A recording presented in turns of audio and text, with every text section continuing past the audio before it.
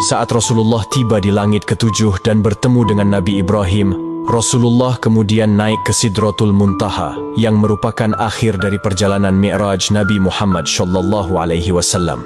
Namun, perjalanan Rasulullah naik ke Sidratul Muntaha tidak ditemani malaikat Jibril. Malaikat Jibril menolak menemani Rasulullah naik ke Sidratul Muntaha dengan alasan batas kemampuannya hanya sampai di langit ketujuh. Jika malaikat Jibril memaksa masuk ke Sidratul Muntaha, maka ia akan hancur. Saat Rasulullah SAW sampai di Sidratul Muntaha, dalam kebingungannya bagaimana mengucap salam, Allah Subhanahu wa Ta'ala memberinya wahyu kepada beliau berupa ucapan salam kepadanya. Kemudian Rasulullah SAW mengucapkan salam dengan kalimat At-tahiyyatul mubarakatush salawatuth thoyyibatu lillah. Salam sejahtera yang penuh barokah dan salam sejahtera yang amat baik adalah milik Allah Ta'ala. Kemudian Allah Subhanahu wa Ta'ala menjawab, Assalamu alayka ayyuhan nabiyyu wa rahmatullahi wa barakatuh. Salam sejahtera, barokah dan rahmat Allah dilimpahkan kepadamu wahai Muhammad. Kemudian Rasulullah SAW berdoa untuk kita, umatnya. Assalamu alayna wa ala ibadillahi sholihin. Kesejahteraan semoga terlimpah kepada kami semua hamba Allah dan hamba-hambanya yang soleh. Saat itu Rasulullah SAW menerima perintah dari Allah Subhanahu wa Ta'ala untuk umat Islam untuk mengerjakan solat 50 waktu dalam sehari. Selepas menerima perintah solat, Rasulullah kemudian turun ke langit ketujuh dan melihat Nabi Ibrahim sedang bersender di dinding Baitul Maqmur.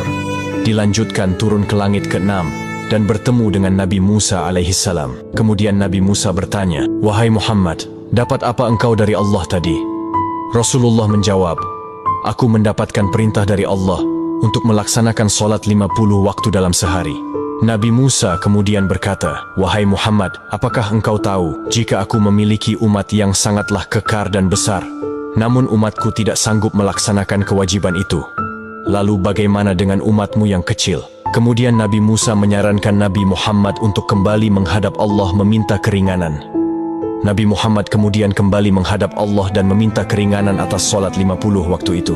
Dalam kembalinya Rasulullah ke Sidratul Muntaha, beliau hanya mendapat pengurangan 5 waktu. Dan pada saat itu, Rasulullah sampai 9 kali bolak-balik dari langit 6 ke Sidratul Muntaha untuk meminta keringanan dalam perintah solat tersebut. Sampai pada akhirnya Rasulullah menerima perintah solat hanya 5 waktu dalam sehari, kemudian turun dan menemui Nabi Musa.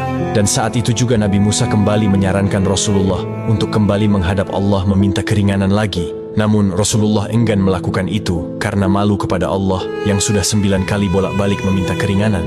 Dengan senyumnya Rasulullah berkata, Aku sudah diberikan oleh Allah yang paling pokok 5 waktu, dan Allah telah menetapkan untuk setiap satu waktu itu bernilai 10 waktu. Di tanggal 27 Rajab ini, di mana malam itu Rasulullah SAW mendapatkan hadiah dari Allah untuk umatnya berupa solat wajib 5 waktu. Maka dari itu sahabat yang dirahmati Allah, jangan pernah mengabaikan hadiah dari Allah ini, yaitu solat. Karena solat adalah tiang agama, maka siapa yang mendirikan solat, berarti ia menegakkan sendi-sendi agama. Dan siapa yang meninggalkan solat, berarti ia telah meruntuhkan sendi-sendi agama.